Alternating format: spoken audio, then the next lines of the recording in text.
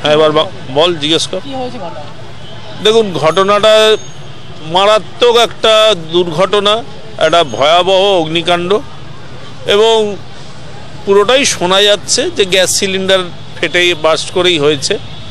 এবং এই অগ্নিকাণ্ডর থেকে মানে হয়তো অনেক বড় আরও ক্ষতি হতে পারত, কিন্তু ভগবান সহায় আছেন। এই বস্তির ছেলেরা এবং পাশের বস্তির ছেলেরা প্রথমে খাল থেকে জল তুলে দেওয়া শুরু করে, পরবর্তীকালে দমকল এসে হাত লাগায়, এবং রাস্তাটা অসম্ভব জ্যাম। আমি সল্টলেক থেকে এখানে আসতে প্রায় সোয়া ঘন্টা লেগে গেল। রাস্তাটা এত জ্যাম, দমকল আসতেও তো টাইম লেগেছে, তারা তো উড়ে আসতে পারেনি।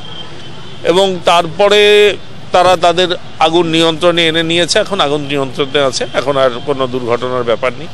কিন্তু মানুষের জীবন বেঁচে গেছে, কিন্তু ক্ষয়ক্ষতি খুব হয়েছে। গরিব মানুষদের যেটুকু সম্বল ছিল ঘরের মধ্যে সবটাই পুড়ে নিঃস্ব হয়ে গেছে। দেখুন, সবটাই শোনা কথা, শোনা কথার উপরে ভিত্তি করে আমি পৌর নিগমের মহানাগরিক, আমার পক্ষে বলা উচিত নয়।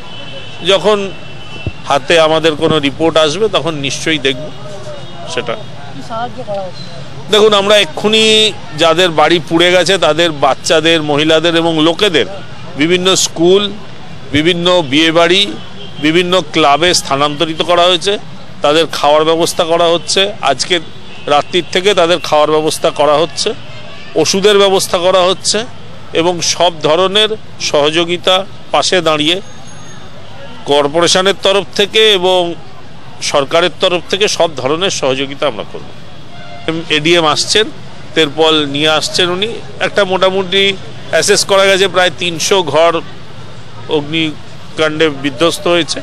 300 ঘরে মোটামুটি এখানে তেরপল যা দিতে হবে, তাদের যা কিছু করতে হবে, পাশে দাঁড়াতে হবে, দেখতে হবে।